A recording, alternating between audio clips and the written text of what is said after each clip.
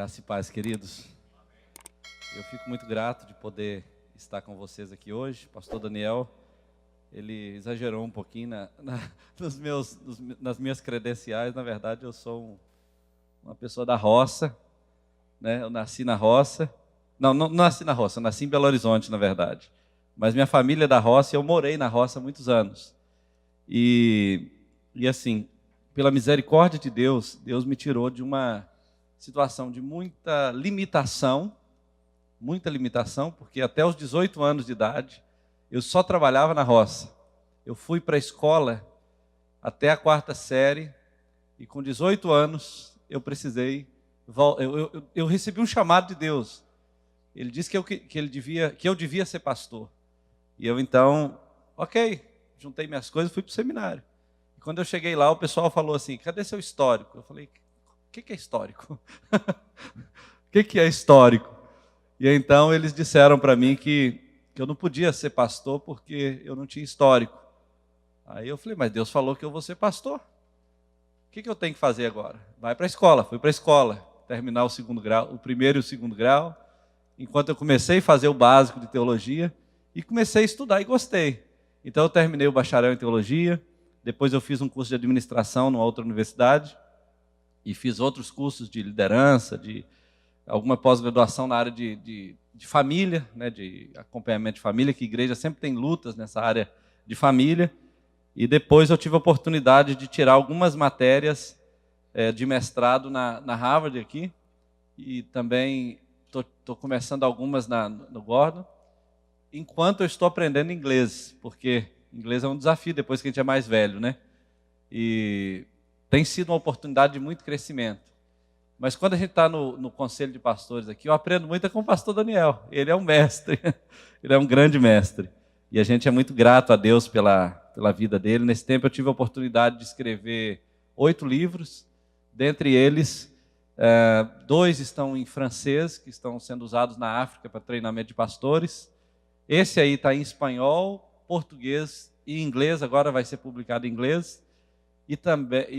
E um outro está em espanhol. Então a gente está trabalhando para o Senhor, é um trabalho assim com a intenção de edificar a igreja, de abençoar o corpo de Cristo.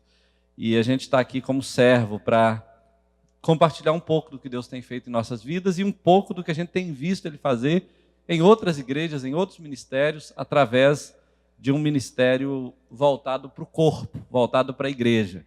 Porque todos nós entendemos o ministério de um jeito, mas necessariamente nem todos nós entendemos o ministério como ele funcionou na igreja primitiva, como ele tem funcionado ao redor do mundo, como em países que são perseguidos, porque o nosso contexto é um contexto até muito bom para ser crente, né? Tanto aqui nos Estados Unidos quanto no Brasil. No Brasil, melhor um pouco do que aqui. Mas quando você pensa num contexto diferente do nosso, quando você pensa num contexto de perseguição, quando você pensa num contexto que se aproxima do lugar que a igreja primitiva foi instalado, aí você percebe que muitos desses modelos que nós temos funciona com dificuldade ou não funciona. Porque tem lugar que, se você estiver reunido desse jeito aqui, é uma grande oportunidade para alguém entrar aqui e matar todo mundo, né? Isso é comum. Então a gente vai ver algumas coisas começando com essa ideia, né? Meu lar, um lar missionário, com essa sub-ideia, né? Esse subtema, o poder da igreja nas casas.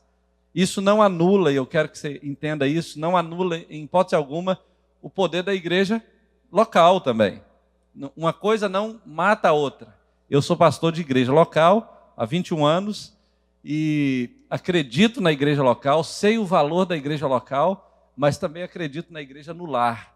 E sei o valor da igreja no lar, e isso realmente pode ser libertador para todos nós. Então, diante disso, eu quero começar lendo aquele texto ali que nós temos em Mateus 2, Marcos, melhor dizendo. Marcos 2 é um texto muito conhecido, você vai ver quando a gente começar a ler, só para a gente introduzir e para a gente encontrar um fundamento bíblico para isso que é ensinado na Bíblia toda. Marcos 2, a partir do versículo 1.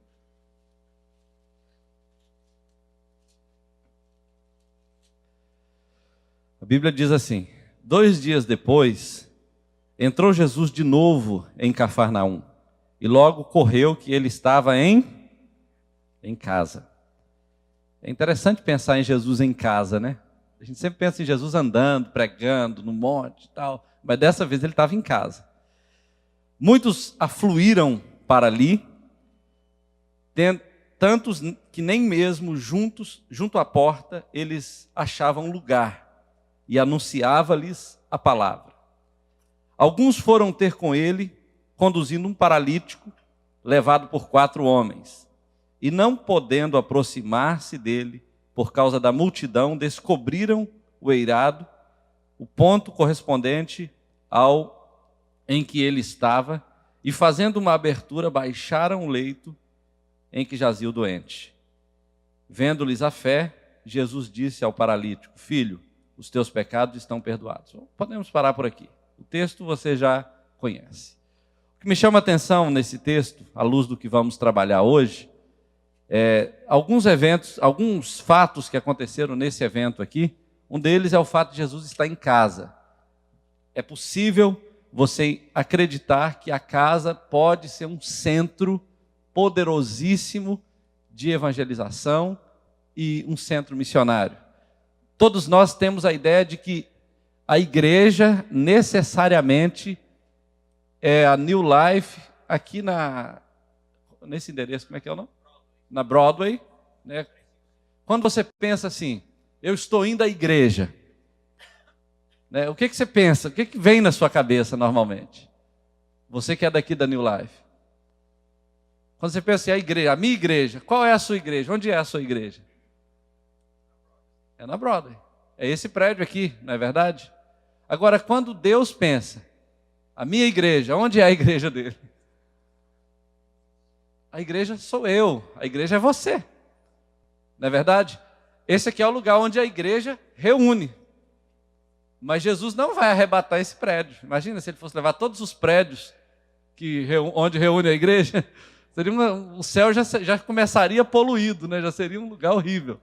Então ele não vai levar prédio nenhum. A igreja somos nós. Nós precisamos de prédio porque ninguém vai ficar no sol quente, na chuva, na neve, reunindo. E é bom você chegar num lugar confortável, iluminado, bonito, aclimatado. Tudo isso a igreja precisa, mas não define a igreja. E a gente precisa começar, quando pensamos na igreja, na casa, a gente precisa começar quebrando alguns paradigmas. Porque às vezes a gente santifica o lugar, mas a gente não santifica a pessoa. A gente consagra o lugar, mas a pessoa não é consagrada. A gente quer que esse lugar aqui seja um ambiente de milagres, mas o nosso coração nem sempre é um ambiente de milagres, é um lugar de milagres, não é verdade? E tudo que Deus vai fazer nesse lugar depende do que Ele está fazendo nesse lugar, não é verdade? Tudo que Deus vai fazer nesse espaço aqui depende do que Ele está fazendo diariamente na sua vida, lá na sua casa, de segunda a sexta-feira, porque a maior parte do tempo a igreja New Life não está aqui reunida. Não é verdade? Segunda, terça, quarta, quinta, sexta, ela está no meio de muçulmanos, no meio de crentes, não crentes, de ímpios, está dentro da casa, e nem sempre a igreja de Jesus, que reúne aqui na New Life, está vivendo Jesus o tempo todo fora desse espaço aqui. Aqui dentro a gente não fala palavrão, aqui dentro a gente não trata mal o outro, aqui dentro a gente é crente mesmo. Mas o grande desafio de ser igreja é fora das 4 paredes. Esse é o grande desafio. E quando a gente pensa em igreja no lar, a gente já começa pensando que precisamos ser igreja mais fora de casa do que dentro de casa. Porque o resultado da igreja New Life, nesse espaço aqui, depende da igreja que nós somos fora desse espaço. Depende do nível de relacionamento que nós temos com Deus, depende do nível de relacionamento que nós temos um com o outro, depende do quanto conhecemos Jesus e o quanto expressamos Jesus fora de casa, ou fora desse espaço aqui, ou na nossa casa, ou no nosso trabalho, ou no trânsito, onde quer que seja. Então, diante disso, Jesus estava em casa.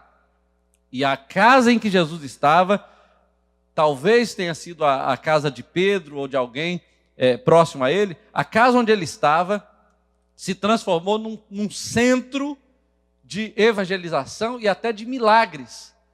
Mas aquilo ali não era necessariamente um templo, aquilo ali era uma casa. Era tanto uma casa que o texto diz que eles tiveram um grande problema, que as pessoas que precisavam realmente de Jesus não conseguiam chegar até ele.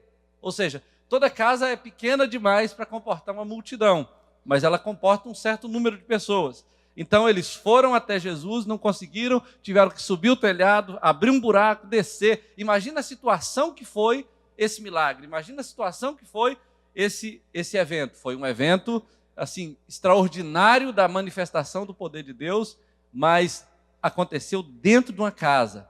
Então isso não é para tirar de você a ideia de que a casa é mais importante do que a igreja, mas para colocar no nosso entendimento que a igreja não está limitada a espaço físico. A igreja é o que nós somos diariamente, é o que nós vivemos diariamente, de segunda a sexta-feira.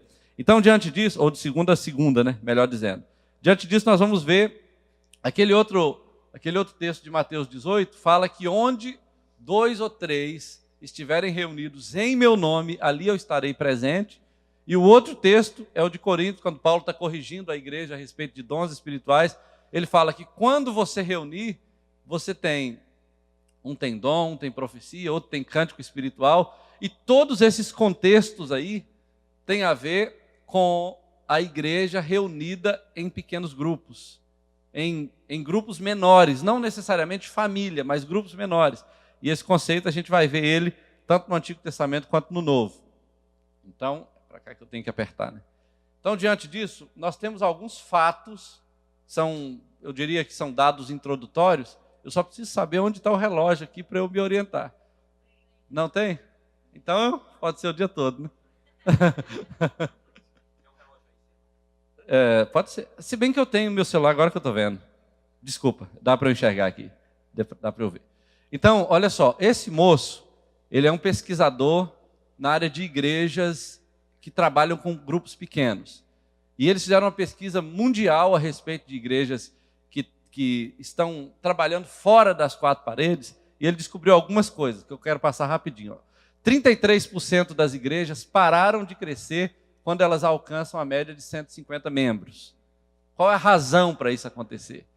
Outra coisa, a média nos Estados Unidos é de 80 membros. É claro que aqui tem grandes igrejas de 40 mil membros e tudo, mas essa não é a realidade geral, não é verdade?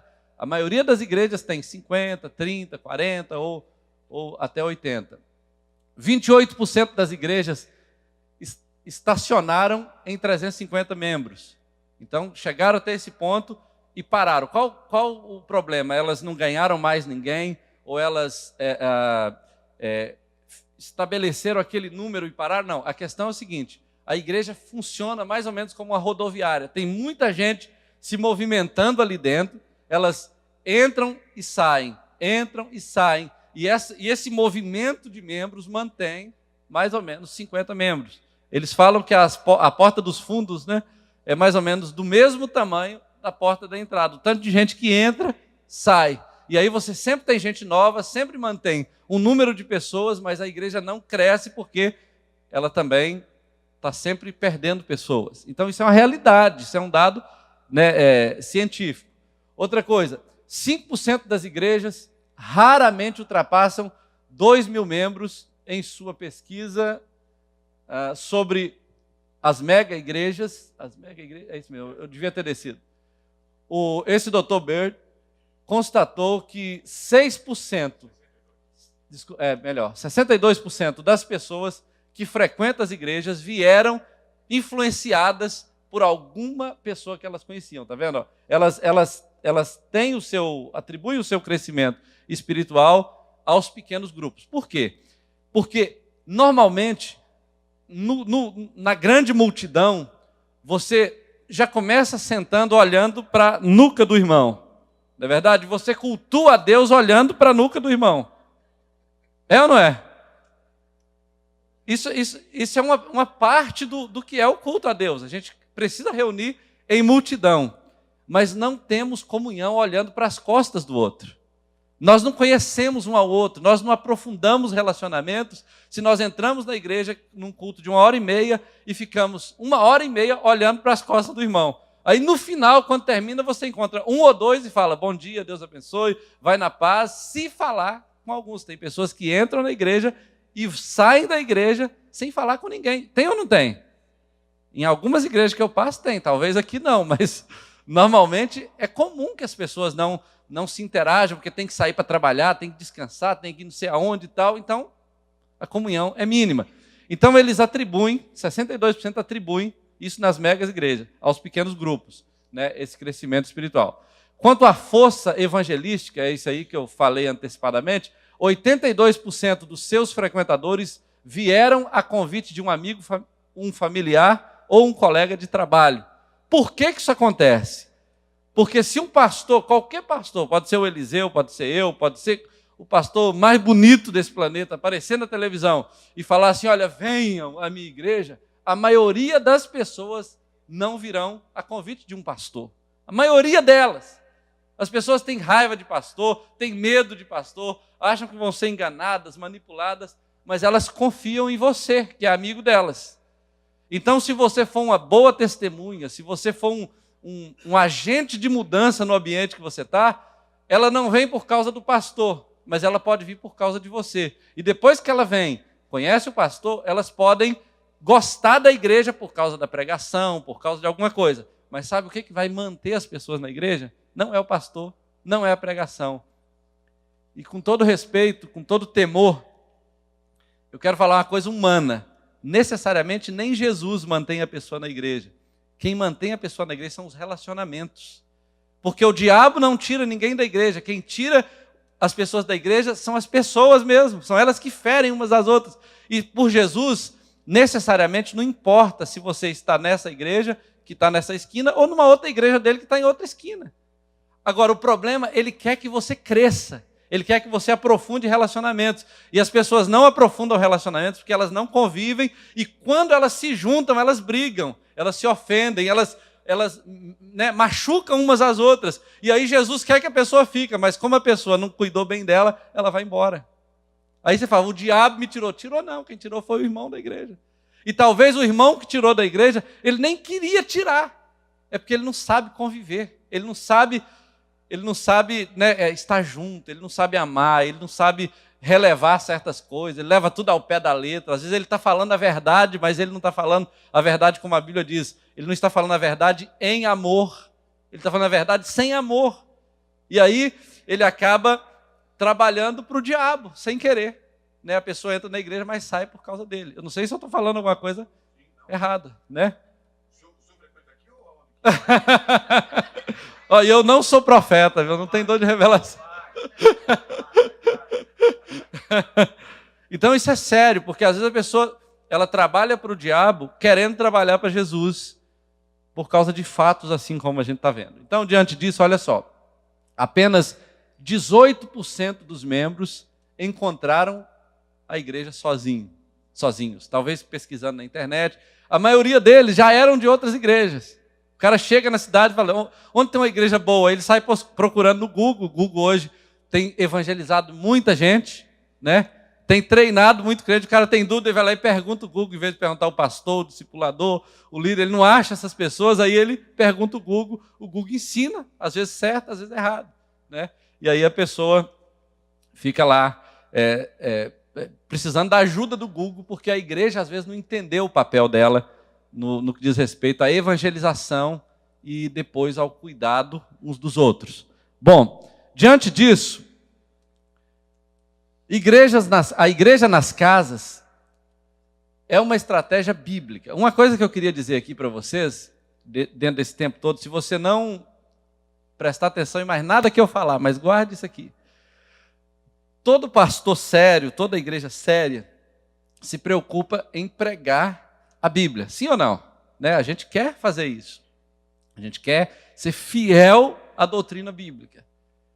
Mas nem todos nós está preocupado em seguir as estratégias bíblicas. Porque Jesus usou estratégias. Por exemplo, quando Jesus pregava, ele usava um método grego que era contar histórias.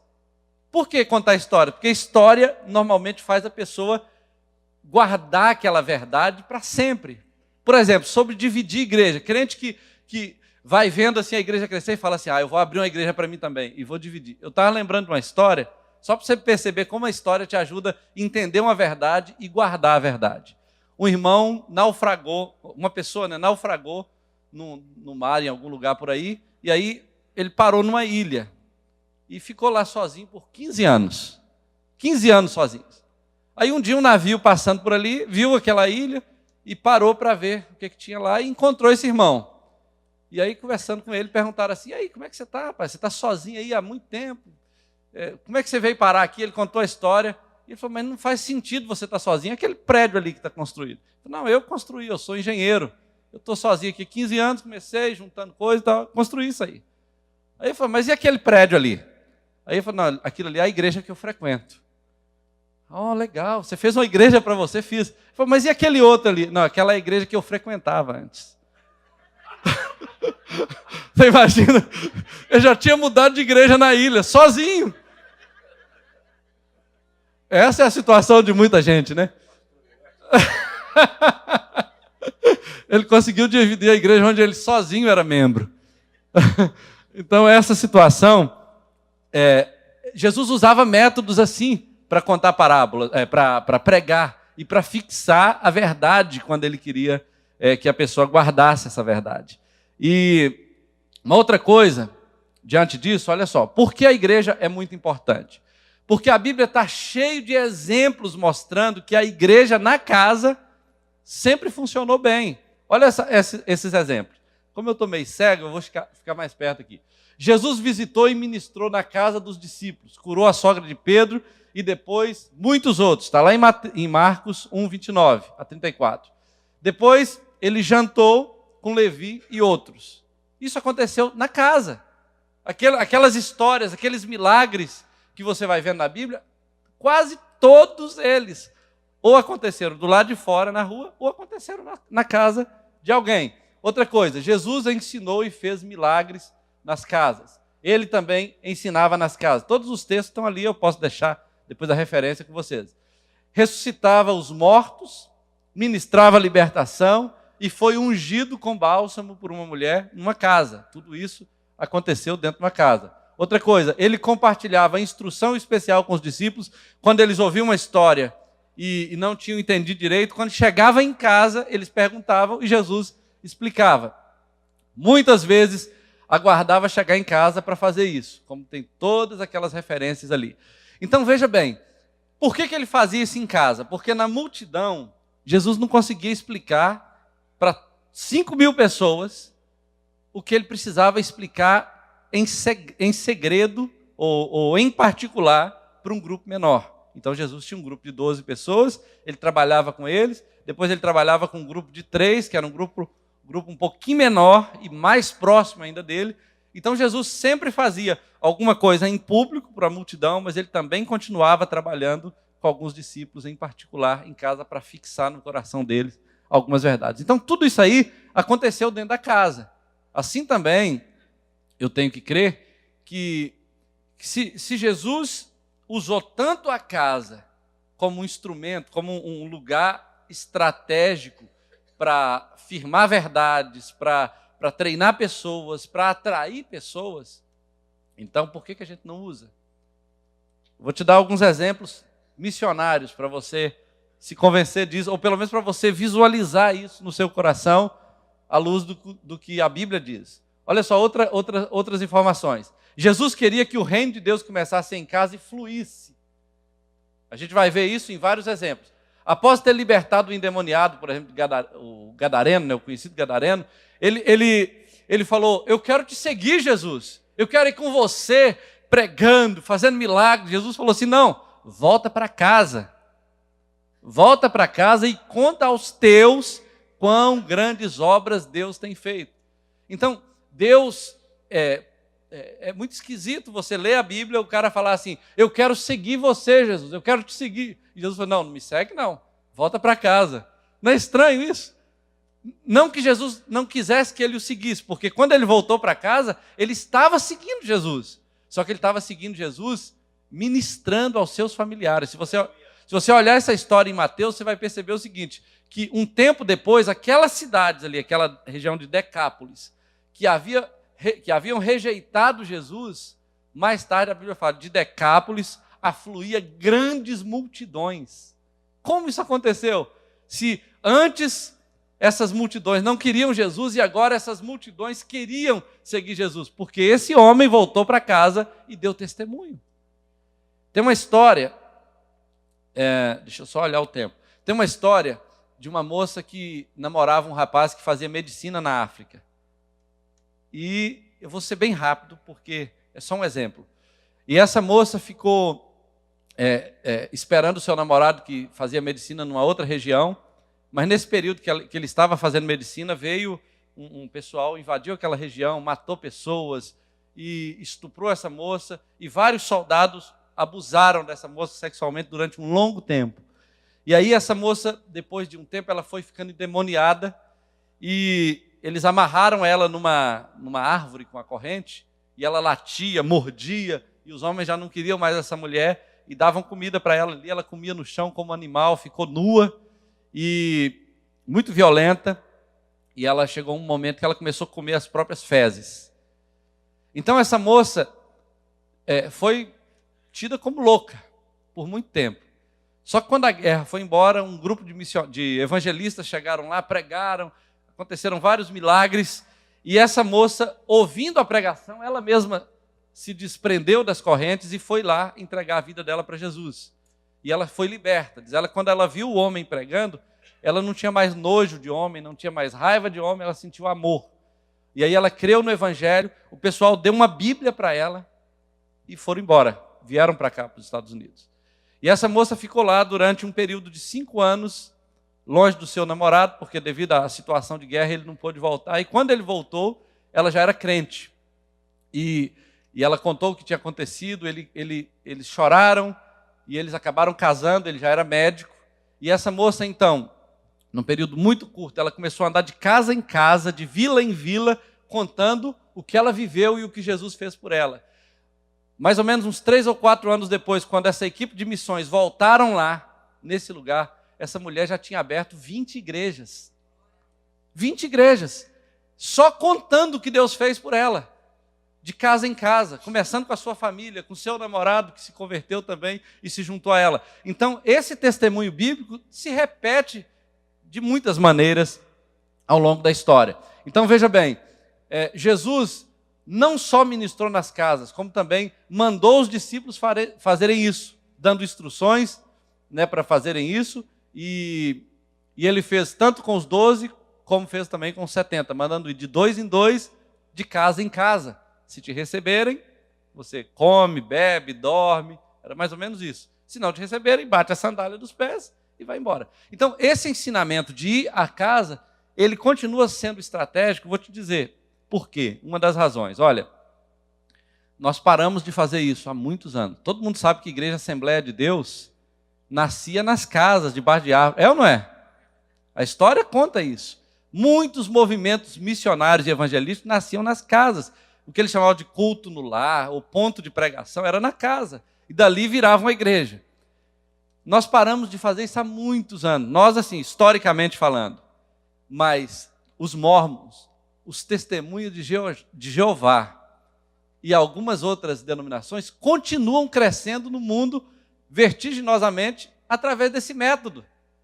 As estratégias de venda, de porta em porta, continuam altas em relação à venda direta, de porta em porta, do que na venda pela internet ou de qualquer outro meio de comunicação, de qualquer outro meio de acesso ao cliente, porque eles entendem que o contato pessoal, a partir de amigo, criando uma rede de relacionamentos, uma rede de marketing, né? Você pode ver aí, Forever, aqueles produtos que eles fazem como marketing de rede, normalmente funciona muito bem, porque a pessoa só trabalha com amigos, com conhecidos. Aí ele cria o grupo dele, aí esse grupo cria um outro grupo, e só grupos que conhecem outros grupos. Você vai ver o Facebook também funciona muito bem assim, porque você coloca todos os seus amigos, os amigos dele colocam os amigos dele, e os amigos dele os amigos deles, e isso faz com que você tenha uma rede de milhões de pessoas, ou até bilhões de pessoas juntas. Então, a casa sempre será uma estratégia boa, porque os seus familiares confiam em você,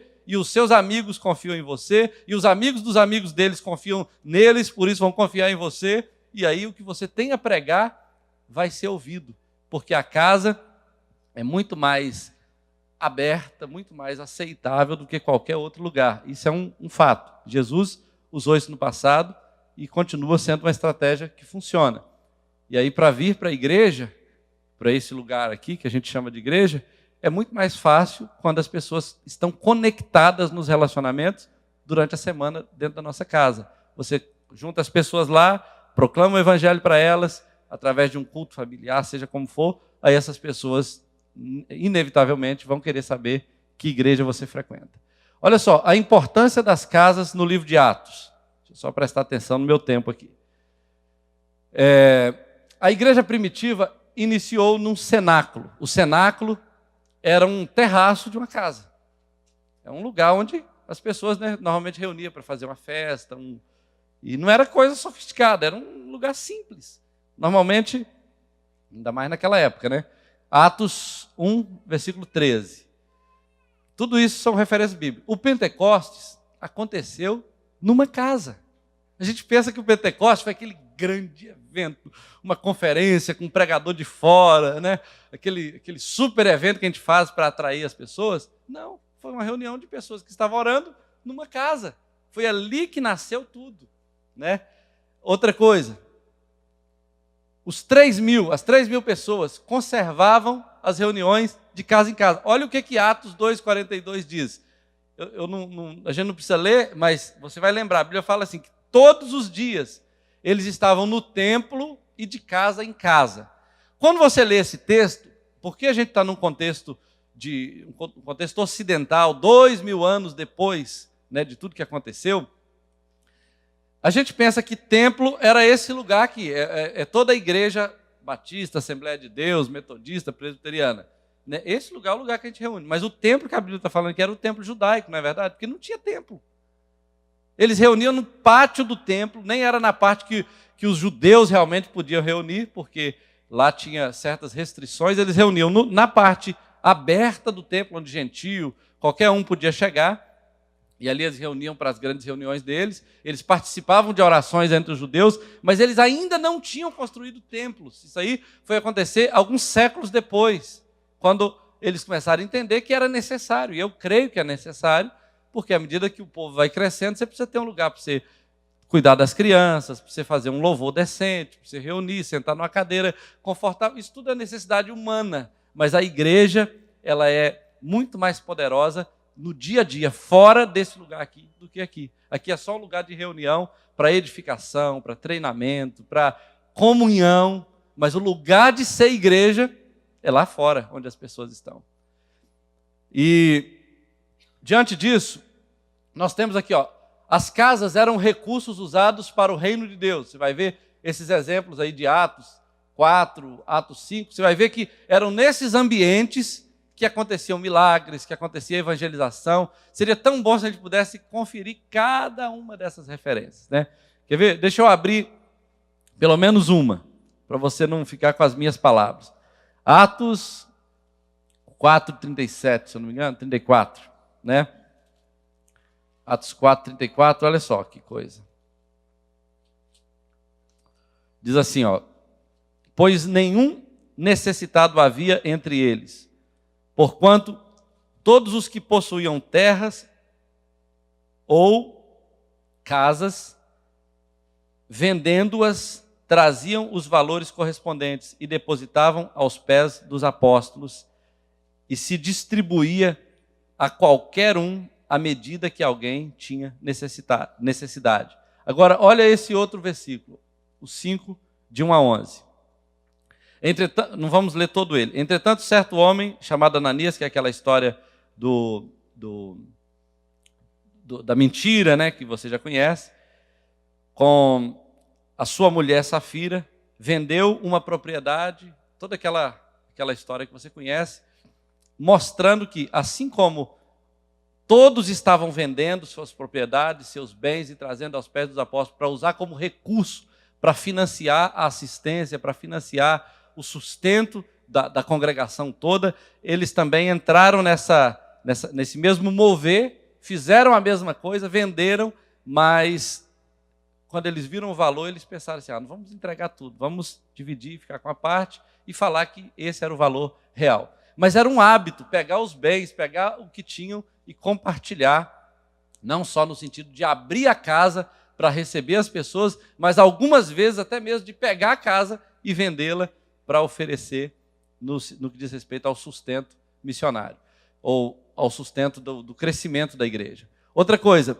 as reuniões nos lares eram uma estratégia evangelística. Atos 5:42 e 10, 24 a 48. O 10 conta a história daquele grande mover que aconteceu através de uma oração que acontecia numa casa, e Deus então manda o anjo chamar Pedro para que ele viesse explicar o que estava acontecendo ali, e toda aquela família creu na casa de Cornélio, e esse evento aconteceu dentro de uma casa. Você vai ver alguns exemplos bíblicos sobre a igreja na casa. Deixa eu só passar para a gente ir direto. Olha só, a perseguição à igreja ocorreu nas casas. Atos 8:3. Você vai ver que algumas vezes Paulo tinha que sair correndo, pular pela janela, ser escondido e levado para um outro lugar, e ele estava dentro de uma casa. A perseguição acontecia lá na casa. Paulo foi curado e restaurado numa casa. Lembra aquela história quando ele estava cego, né? Ananias foi lá, ministrou na vida dele. Está em Atos capítulo 9. Batismos aconteciam nas casas. Lembra daquele caso da libertação de Paulo da prisão, Paulo e Silas? Eles foram para a casa de Cornélio, para a casa do centurião, e lá aconteceu aquela explicação. Eles creram, e a Bíblia diz que todos foram batizados. Eles não foram para um batistério. Tinha igrejas que tinham batistério antigamente. Eles foram para onde tinha água ali e batizaram. Era o contexto da igreja primitiva nascendo. É claro que com o passar do tempo a gente foi formalizando algumas coisas, não tem nada de errado com isso. Mas a casa era uma estratégia de crescimento, de pregação, onde a igreja se movimentava como um corpo para crescer e para espalhar a glória de Deus. Outra coisa, as casas serviam para curas. Você vai ver Atos 9, exemplos de cura, visões e reuniões. Deus dava visões, eles reuniam, aconteciam milagres enquanto eles estavam reunidos. É muito interessante isso, porque eu já vi Deus fazer alguns milagres na igreja, mas por um tempo, já vi até vários, mas por um tempo, quando eu morava na roça e não tinha igreja perto, a gente tinha mais ou menos umas 20 pessoas que trabalhavam nas lavouras conosco, e eu decidi fazer um culto na minha casa. E eu era um menino, eu tinha uns 16 anos. Eu escutava uma pregação no rádio, anotava, né? E aí eu chamava os funcionários para reunir ele em casa. E aí, a princípio eu penso que eles foram lá para ver minhas irmãs, né? Porque eles não eram crentes. Só que depois a gente cantava, explicava o que eu tinha ouvido no rádio e orava com eles. Lá para a terceira, quarta vez, eu comecei a ver aqueles homens rudes, né? Aqueles homens ímpios, que não conheciam nada do Evangelho, chorando. Eles começaram a chorar quando eu falava ou quando eu orava. E eram umas 15 pessoas, mais ou menos, que vinham, mais ou menos no total, umas 15. E aí, um deles compartilhou comigo a história de um homem que tinha sido atropelado bateu de moto num caminhão e quebrou o fêmur, e moeu o fêmur dele. E ele não andava há uns 5 anos.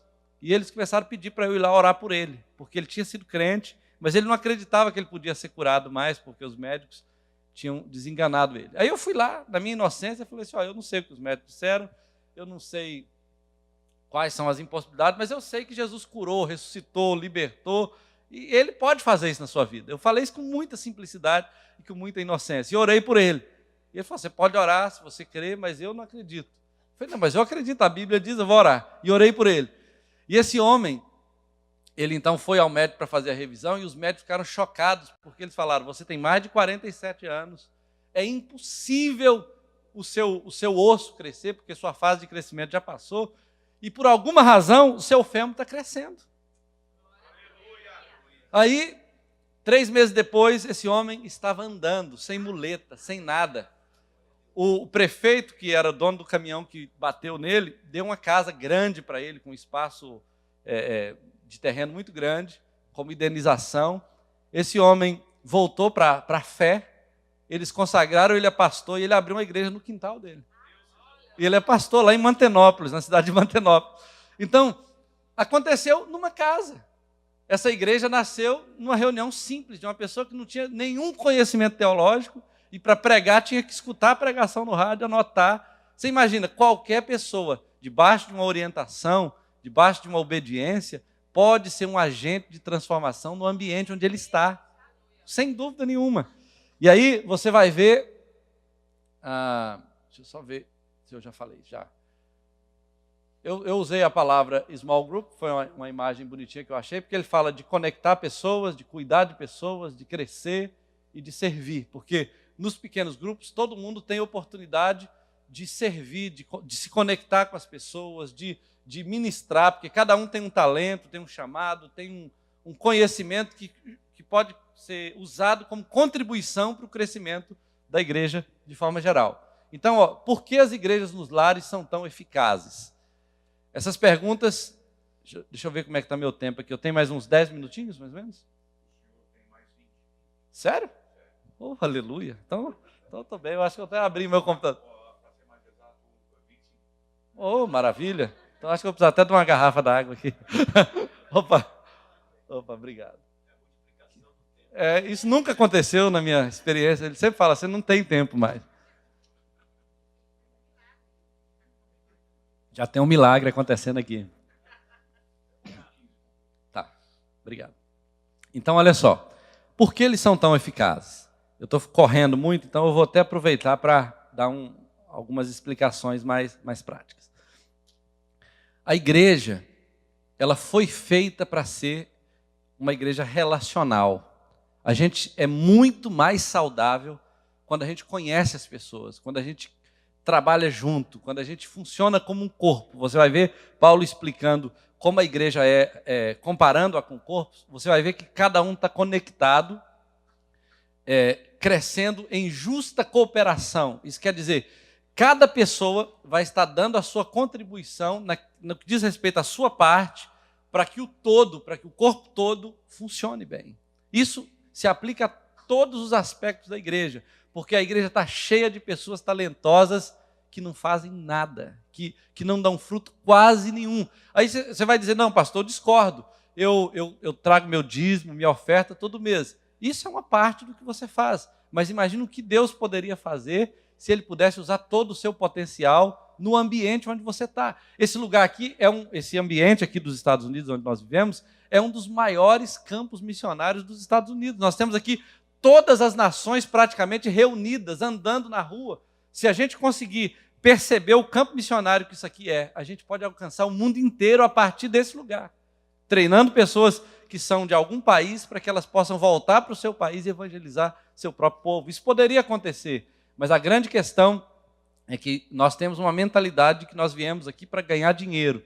Nós viemos aqui para construir nossa vida. Isso Deus vai nos dar, sem dúvida nenhuma, se nós trabalharmos bem. Mas Deus não nos criou e Deus não nos colocou nessa terra só para isso. Você pode ter certeza que no final das contas Deus não vai nos pedir conta quanto dinheiro nós fizemos. Ele vai querer saber qual foi o aproveitamento que nós tivemos, das oportunidades que Ele nos deu para trabalhar perto de indiano, perto de africano, perto de árabe, perto de católicos, de ateus, de N grupos com os quais a gente convive diariamente, né? Então, por que a igreja nos lares são tão eficazes? Olha, a primeira coisa é que ela valoriza as pessoas. Eu tenho um outro... Deixa eu ver se eu consigo abrir aqui a parte que eu tenho essas informações mais detalhadas. Acho que eu tenho. Isso mesmo. Ela valoriza as pessoas. Os pequenos grupos facilitam o atendimento às diversas necessidades espirituais, materiais, que cada pessoa ou grupo tem, através do seu dirigente, juntamente com os auxiliares, eles podem facilmente cuidar bem dessas pessoas. Existem muitas pessoas que entram e saem da igreja, às vezes elas estão doentes, às vezes elas estão com problemas emocionais, ou estão com problemas no casamento, ou estão com problemas até de necessidades básicas, como problema financeiro, etc., problema com filho, problema com plano de saúde. E elas entram e saem da igreja, recebem às vezes uma palavra de Deus para edificação, mas elas não são necessariamente atendidas 100% nas suas necessidades. Eu lembro de um caso de um irmão lá da nossa igreja que converteu, ele era funcionário da Volkswagen, e ele estava contando, lá na nossa igreja, quando ele já estava na nossa igreja, ele já tinha se aposentado da Volkswagen, e ele então teve câncer. E quando ele estava no hospital, ele foi anotando as pessoas que iam visitá-lo. E aí, quando terminou o processo, ele se curou daquela doença, ele então falou comigo o seguinte: olha, quando eu trabalhava na Volkswagen, eu era líder de um grupo de quase 1.000 pessoas no setor que eu trabalhava. E todo mundo me conhecia, gostava de mim. Eu fiquei internado, fiz uma cirurgia e eu recebi 2 visitas. Uma foi do meu chefe e o outro foi do funcionário imediato que trabalhava comigo. Aqui, nessa igreja, ele estava contando para mim, eu fiquei doente, fiquei internado e eu recebi 178 visitas durante o período que eu estava internado. E ele participava de um setor da nossa igreja que tinha grupos pequenos. Por que isso aconteceu? Isso aconteceu porque o fato dele estar ligado, conectado em grupos pequenos, às vezes ajudando um, sendo ajudado, convivendo, dando carona para um, buscando e tal, isso aí fazia com que as pessoas gostassem dele, conhecessem ele a fundo, orassem por ele. Eu lembro que naquele período, mais ou menos um grupo de quase 200 pessoas que estavam ligados àquele setor, oravam todos os dias por ele. A gente fechou 24 horas de oração, cada um orava um horário, separava uma hora do dia, e durante a semana inteira, durante o período de tratamento, todo mundo orava por ele, porque todo mundo conhecia ele. Porque ele pertencia a um setor de grupos, que tinham vários grupos pequenos, ele era líder de um grupo pequeno, e aí esse conhecimento que ele tinha fazia com que todas as pessoas quisessem que ele fosse curado. Então, queridos, olha, isso valoriza as pessoas, porque as pessoas não são um número na multidão, elas são pessoas com nome, com endereço, com telefone, com problemas reais que todos conhecem. Essa é uma das razões. A outra razão é que a igreja no lar facilita o atendimento. Talvez em parte eu já tenha falado sobre isso. Os pequenos grupos facilitam o atendimento às diversas necessidades espirituais, materiais do grupo, pois através do seu dirigente, juntamente com seus auxiliares, eles podem ser facilmente cuidados. A terceira razão, a igreja no lar também ajuda a gerar oportunidades para cada pessoa participar significativamente da igreja. Por quê? Normalmente, é no ambiente de um grupo menor que a pessoa revela os talentos que ela tem.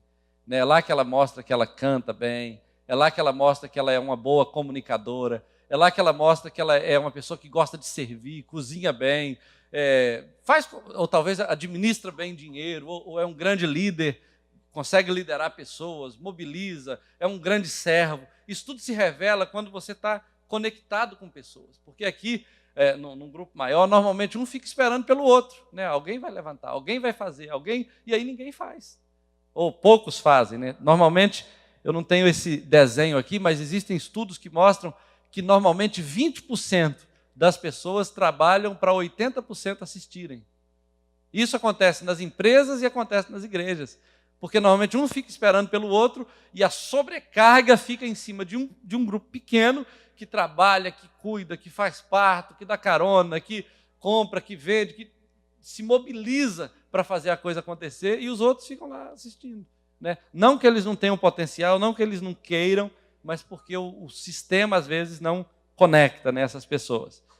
Uma outra coisa é o seguinte, a igreja pequena, ou a igreja no lar, né, melhor dizendo, ajuda a alcançar pessoas que nunca iriam a nenhuma igreja, né, ou a uma igreja de crente, em hipótese alguma. Normalmente existem pessoas que têm resistência com templo, com igreja, com pastor, com oferta, com dízimo, com qualquer coisa do tipo. Elas são elas têm dificuldade de aceitar essa ideia de igreja, acham que isso é desnecessário. Mas, de repente, elas respeitam muito uma pessoa, talvez ela te conhece, ela te ouve, ela não gosta de crente, mas ela gosta de você e por isso ela te suporta, né? Aí, com muito cuidado, com muito amor, talvez você pode servir essa pessoa numa necessidade qualquer e aí ela vai se abrindo. Eu lembro de uma história que a gente viveu recentemente lá no Brasil, depois que eu já estava aqui. Isso aconteceu nesses últimos 4 anos. Tem uma família, está sendo gravado aqui não, né? Ah, ok. Tá? Então não vou falar o nome, né? Tem uma família de pessoas assim relativamente ricas lá na nossa cidade. Eles são advogados e são pessoas assim bem quistas na cidade. Mas a filha estava passando por uma luta muito grande com o namorado. E aí uma pessoa da igreja conheceu essa moça e começou a cuidar dela. Mas ela não converteu durante uns quase 2 anos. Cuidando, dando assistência, levando para o grupo pequeno, amando. E ela não ia na igreja, mas começou a ser cuidada. A família não acreditava no evangelho, não acreditava na igreja, não acreditava muito assim nessas coisas de crente. Mas vendo o cuidado que a filha estava tendo, eles começaram a prestar atenção, mas não foram para a igreja, não foram para o grupo pequeno, mas estavam prestando atenção.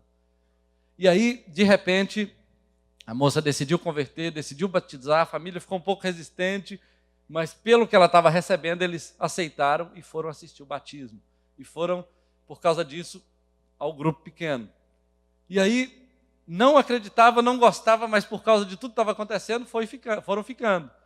E aí, de repente, finalmente, toda a família se converteu. Aí, continuando frequentando o grupo, aí essa moça agora se tornou líder de um grupo pequeno. E o avô dela, parece, tinha uma doença na perna, uma ferida que não sarava. Os médicos já fizeram tratamentos, vários tratamentos e não deram certo. E aí ela então um dia foi lá e orou por ele. E ele ficou curado. Aí agora a família maior dela está começando a abrir o coração para crer no Jesus que ela está servindo, no evangelho que ela está vivendo, porque eles são católicos há muitos anos, tradicionalmente católicos, mas eles nunca viram isso acontecer. Então você imagina, não fui eu que fui lá, não foi o discipulador dela que foi lá, não foi pastor nenhum da nossa igreja, nós temos vários lá, nenhum deles fizeram isso. Foi uma moça nova na fé que fez. Por quê? Porque eles não acreditam em nós, mas eles acreditam nela. Eles estão vendo a transformação na vida dela. Então, isso aí realmente é um fato. Ajuda a alcançar pessoas que nunca iriam à igreja de jeito nenhum, por falta de tempo, por resistência qualquer, né? Porque acreditam em outro tipo de fé, mas a conexão que a gente cria, porque conhecemos essa pessoa, abre a porta para que ela creia no evangelho que nós estamos pregando. Outra coisa, produz segurança para os membros. Quer ver? Deixa eu pegar minha colinha aqui. Pequenos grupos produzem segurança para os membros, pois cada pessoa torna-se membro da família com outros grupos, com os outros do grupo, produzindo assim um ambiente de proteção onde cada um cuida do outro. Quando uma pessoa pertence a um grupo familiar, ela sabe que é amada, que receberá cuidado dos outros irmãos, do mesmo modo como ela sabe que deve amar e cuidar dos outros. Esse é um tipo de relacionamento que produz uma segurança para as pessoas que nunca encontrarão, talvez numa multidão, quando aparentemente você está junto com muita gente, mas ao mesmo tempo nenhuma pessoa específica te conhece. É muito interessante que quando eu cheguei aqui nos Estados Unidos, a igreja que eu frequento lá não tinha grupos pequenos. Eu estava começando a pensar nisso e ainda é um processo, né? Para você mudar de mentalidade leva um tempo. E aí, como eles já estavam abertos, eu dei alguns treinamentos e nós começamos alguns grupos. Quando eu cheguei, eu não conhecia ninguém, eu entrava na igreja, saía, só conhecia o pastor, mas ainda assim não era amigo dele, e ele também não me conhecia muito bem, né? E eu entrava e saía, trabalhava a semana toda, voltava no outro domingo, e ficava aquela coisa assim, eu quase estava me sentindo um católico, né? Porque você começa a frequentar a igreja só domingo e não conversa com ninguém, chega uma hora que você vai esfriando, né? E aí, de repente, começamos um pequeno grupo. E eu tenho muita saudade da nossa igreja lá no Brasil, ministro para eles direto por internet e tudo. Mas à medida que eu fui me conectando com aquelas pessoas e servindo aquelas pessoas, e elas me servindo, e a gente criando esse trabalho de uns aos outros, de repente eu comecei a sentir o Brasil aqui. Dentro da minha casa, eu comecei a ter um corpo no qual eu me pertencia. Eu pertenço àquela igreja, e naquela igreja eu pertenço a um grupo que cuida, que ama, que liga quando você está doente, ou que te ajuda quando você está com problema, um grupo que você ajuda quando eles também estão com problema, e eles têm assim, sido uma família para nós. Isso é muito bom. A senhora quer fazer uma pergunta? Pois não. Eu tenho uma certa dificuldade com esses grupos, pastor. É porque dá a impressão Aham. que você começa a fazer essa coisa de amizade e tal. Não é que nós cristãos temos que ter essa amizade de estar Uhum. ajudando os irmãos. Mas eu tenho uma dificuldade de entender, Aham. porque parece que a igreja virou aquela coisa, uma igreja assistencialista, Aham. e as pessoas começam a aproximar daqueles grupos pela assistência, pela amizade, pelo carinho, pela conexão. Uhum. E o evangelho? Eles não estão realmente aceitando, procurando Jesus. Eles estão procurando carinho, proteção, afeto, que realmente acontece. Uhum. Então eu tenho uma dificuldade de entender isso, Uhum. porque eu acho que a pessoa tem que ir para Jesus, Uhum. não para ser cuidado.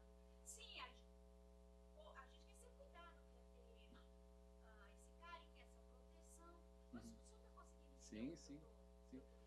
Quem é Jesus para a senhora, irmã? Como é que é o nome da senhora? Márcia. Quem é Jesus para a senhora? E onde a gente encontra ele? Se a senhora não conhece, a senhora não é crente, a senhora nunca, tipo, a senhora não tem contato com ele. Se a senhora fala, vou procurar Jesus hoje, onde a senhora acha ele? Para começar, se eu não conheço ele, se eu nunca ouvi falar dele, eu não consigo procurar ele, eu vou procurar alguém que eu não conheço. Uhum. Então a senhora não procuraria? Olha, Alguém tem que falar para mim. exatamente, a senhora respondeu a minha pergunta. Normalmente Jesus está aqui, ó. Ele está em nós. E somos nós que revelamos Jesus ao mundo, não é verdade? Eu concordo com a senhora que existem grupos assistencialistas que não falam de Jesus, mas nós estamos nos referindo a uma igreja no sentido pleno da palavra, que adora, que ora, que evangeliza, que dá testemunho e que serve. Porque normalmente as pessoas elas não percebem que elas estão precisando de Jesus num primeiro momento. Elas têm problema no casamento, ou elas estão com problema financeiro, né? Ou elas estão desempregadas, ou elas estão sozinhas, se sentindo só, deprimidas. Elas têm necessidades. Elas não falam assim, eu estou precisando de um Jesus. Onde eu acho Jesus? Elas têm necessidades.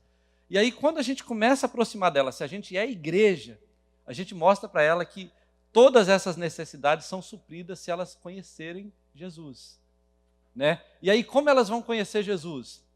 Elas vão conhecer Jesus através da minha demonstração de amor, não só da minha pregação, porque a Bíblia diz assim, para que vejam as vossas boas obras e glorifiquem ao Pai que está no céu. Elas só conseguem glorificar a Deus se elas conseguirem ver Jesus em mim traduzido em ações práticas. Eu preciso pregar o amor como? Amando. Eu preciso pregar a salvação como? Vivendo como um salvo. Porque elas vão ver a diferença entre a pregação e a prática convivendo comigo. Um dos perigos que acontece, às vezes, que normalmente acontece, por exemplo, se eu chego para o irmão, vamos dizer que o pastor Eliseu não é crente, eu chego para ele, vem comigo que eu quero te apresentar uma vida que o senhor não tem.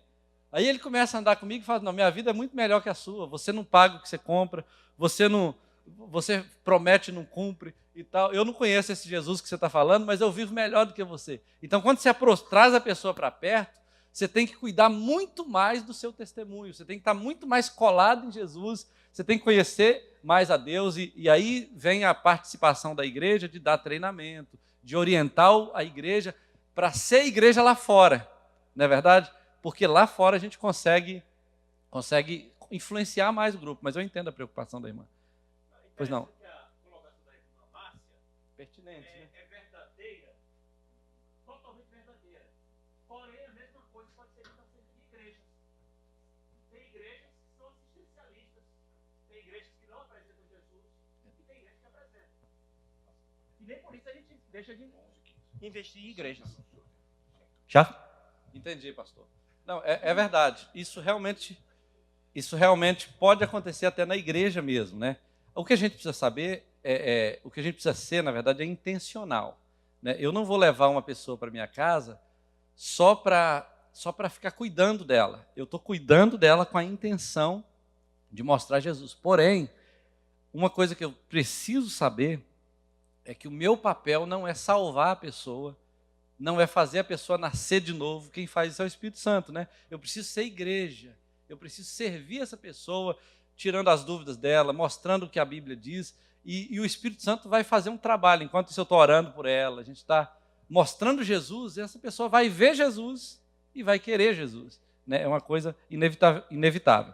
Então, gente, para a gente terminar, deixa eu só ver se eu ainda tenho mais alguma coisa aqui. Eu acho que eu ainda teria mais umas coisinhas, mas terminando, olha só, só ler para vocês rapidinho. Todos têm a oportunidade de falar e participar, que é uma coisa importantíssima. Na igreja, você aprende ouvindo, mas num grupo pequeno você aprende falando. Isso é uma dinâmica diferente, porque você compartilha o que você sabe também, e um acrescenta na vida do outro. Mantém, por causa do alvo, a multiplicação, porque em vez de ser uma pessoa, um grupo só ganhando, na verdade a igreja de Jesus, vamos chamar a igreja New Life, ela está aonde? Na Broadway? O que vocês acham? Eu discordo. A igreja New Life não é na Broadway. Onde o senhor mora? Pois é, a igreja New Life está em Uber. Mas e você? A senhora, desculpa. Hã? A igreja está em Malda. E você? Está em Peabody. E a senhora? Everett. E você? Somerville. E a senhora? Olha só, a igreja está no estado inteiro quase. Você entende? Então, a igreja não está aqui. Aqui está o prédio da igreja. Agora, imagina se essa igreja, que está espalhada por tantas cidades, começassem a testemunhar no lugar onde ela está. Viria gente de todos os cantos. E esse espaço aqui, rapidamente, seria pequeno. E aí, tem muitas outras coisas. É um melhor ambiente para você cuidar de novos convertidos. Por quê? Porque, primeiro, as pessoas precisam estar conectadas com pessoas. Depois, elas realmente se firmam com a instituição. Mas elas primeiro precisam conectar-se com pessoas. Nos liberta da ideia de que a nossa missão acaba quando o prédio enche, né? Porque, na verdade, a nossa missão acaba quando Jesus voltar, né? Mas a igreja encheu, essa igreja não precisa crescer mais, não. Ela vai continuar crescendo se o grupo pequeno continuar tendo vida. E aí, nos liberta da ideia errada de que a obra de Deus só deve ser feita por pessoas de tempo integral, financiadas pela igreja, porque, na verdade, nós todos somos cooperadores de Deus, a Bíblia diz. E acabou, eu acho que acabou. Com Josué, eu e a minha casa serviremos ao Senhor. Isso é um lema que nós precisamos ter. É uma coisa que eu quero deixar para terminar. Tudo que eu estou passando para vocês é um conceito, é uma ideia de que nós precisamos ser igreja fora do prédio. Mas é claro que tudo isso depende da orientação do pastor de vocês, depende da maneira como a igreja vai assimilar essa ideia e trabalhar essa dinâmica para que você consiga ser igreja lá fora, dentro da visão da igreja New Life. Então eu quero agradecer a oportunidade, né, ao pastor Eliseu, ao pastor Daniel e a vocês por terem me suportado aí esse tempinho.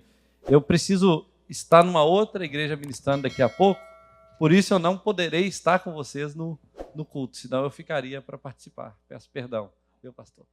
Deus abençoe. Muito obrigado, irmãos.